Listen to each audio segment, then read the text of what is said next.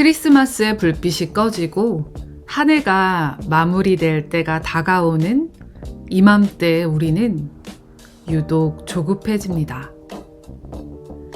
새해라는 새로운 도화지가 눈앞에 다가오는데 정작 우리의 손에는 지난 1년간 써내려간 얼룩진 종이들이 가득 들려있기 때문이겠죠. 사람들은 이 시기에 부지런히 새해 계획을 세웁니다. 이제 더하기의 시간이죠. 하지만 저는 좀 다르게 제안해 보려고 합니다. 지금 우리에게 필요한 건 새로운 계획을 세우는 열정이 아니라 지난 1년간 우리의 마음에 쌓인 후회라는 재고를 정리라는 냉철한 마이너스입니다. 우리는 왜 늘 후회할까요? 그때 그 말을 하지 말걸. 그때 그 기회를 잡아볼걸. 이런 후회들은 우리의 에너지 시스템에 걸려있는 일종의 미지급된 채무와도 같습니다.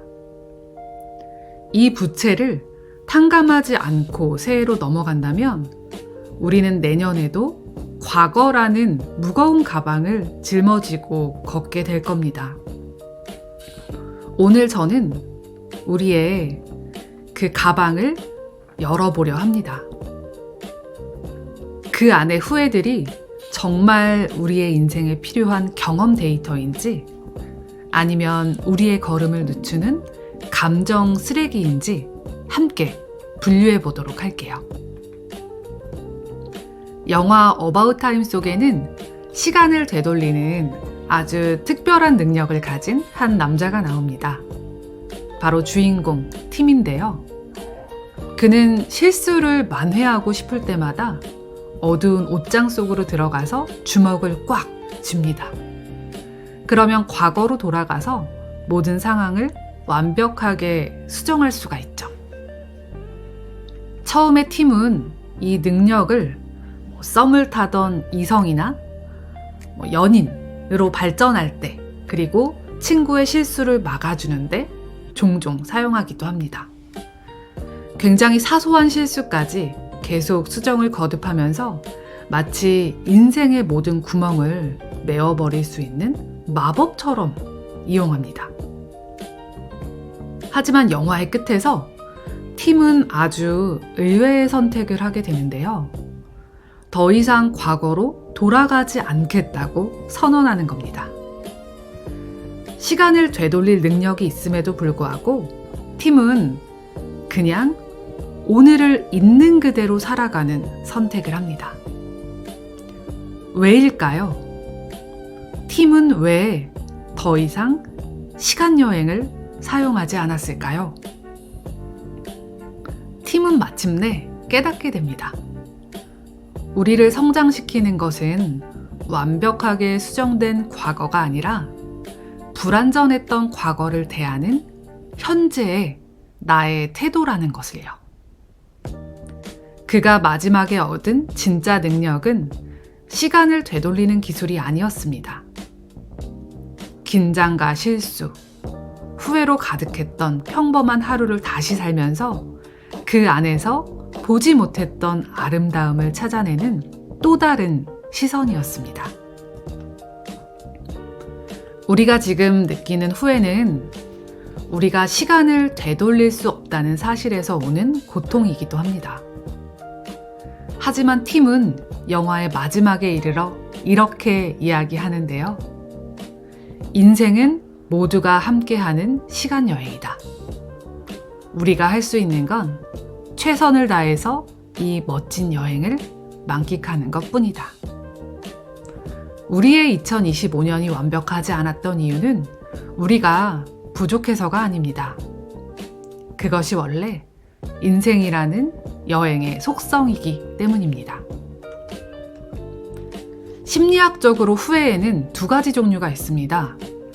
나의 발전을 도와주는 유익한 회고, 그리고 반대로 나를 갉아먹는 반추적 집착입니다. 유익한 회고는 내가 왜 그런 실수를 했을까? 다음엔 이렇게 해봐야지 라는 행동의 수정으로 이어지는 데이터입니다.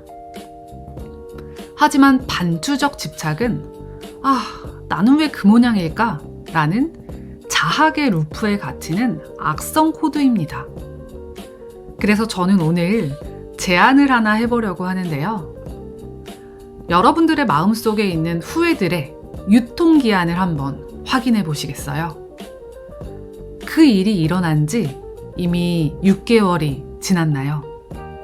그 일이 벌써 작년의 일이신가요?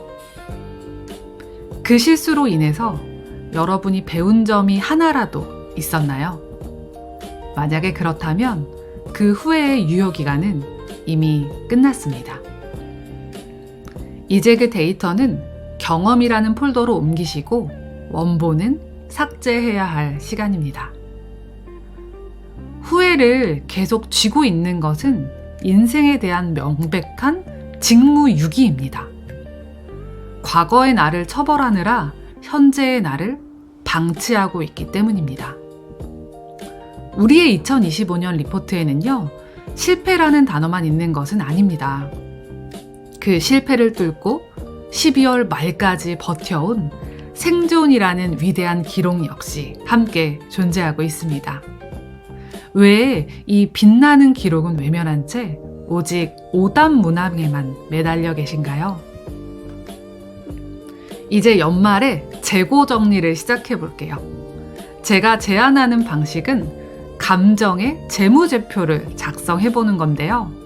기업에서 재무제표를 처리하는 방식으로 우리도 연말 감정 정리를 해보겠습니다. 첫 번째는 손실 처리입니다.